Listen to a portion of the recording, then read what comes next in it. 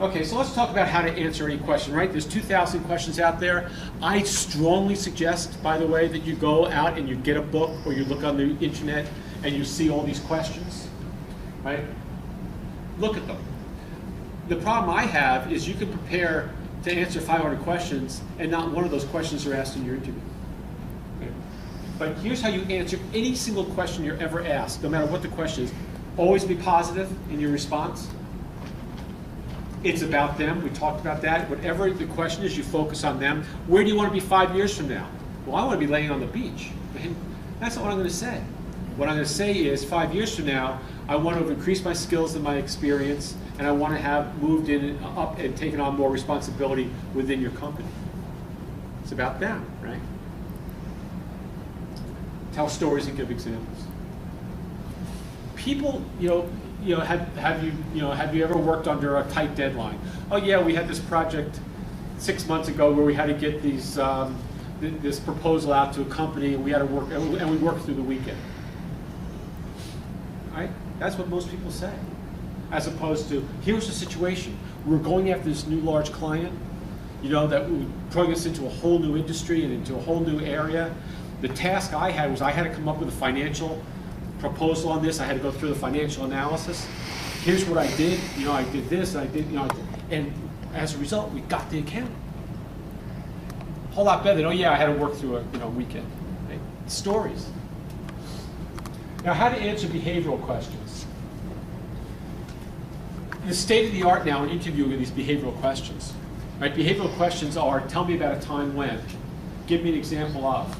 Tell me about a time when you were working on a team that wasn't functioning well. Tell me about a time when you had a disagreement with your boss. Tell me about a time when you had to get a project done with lack of resources. I mean, there's literally 2,000 of them out there, or more, right? So the belief is that your past behavior, it will tell what your future behavior is. That's how they've come up with this whole behavioral questions. And sometimes you'll walk into an interview and I'll say to you, it should be a conversation. And they'll sit you down and they'll run you through 20 behavioral questions and then you're out the door. Sometimes that happens, there's nothing you can do about it. That's just their style of interview. Oftentimes you can get into a conversation. By the way these behavioral questions come up is a company will choose a bunch of competencies that they want on that job, and then they'll just interview people for those competencies. So we want people with persistence. So they ask a whole bunch of behavioral questions that get to how persistent are you. Tell me about a time when, again, the behavioral questions. Now, what happens if you haven't been there or done that? Right? So tell me about a time when you had to let somebody go. Well, if you've never been in a situation where you were supervising people, you don't have an answer to that. But what you can do is you can say, I've not done that, but should I be in that situation, here's what I would do. And then you take them through that sequence.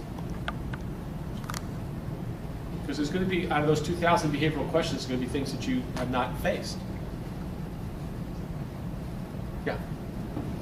One of the things that I've seen is that they put requirements, handle something where you have 9 or 10 of the requirements, and there's that one thing that you don't have. Well, whether it be a specific accounting package or some other requirement. You've got the interview and you know that's going to come up. Right. Number one, if you've gotten the interview, it means that the fact you don't have that, it's not a big issue. It's not a big issue for them. So clear that out of your mind, number one. Now, it could be an issue because if somebody else has it. So what you want to do is you want to address that directly and then tell them how you would acquire that. Like you say, so do you have do you have experience doing Quicken? No, I don't have experience with Quicken, but on my last job, I didn't have experience with Excel. But here's how I learned Excel and what I did to get it, and within 6 months, I was really pretty proficient, and within 8 months to a year, I was an expert in Excel. When you hire me, I would expect that I would get QuickBooks knowledge in the exact same way. When I ask about the number one most important interview question, it'll cover that as well.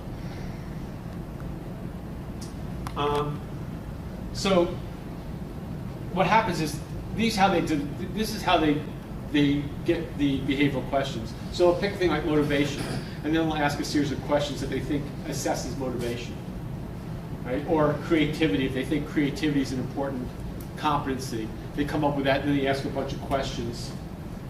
So one of the things you might want to think about is as you start to get peppered with these behavioral questions, think about what competencies are they getting at.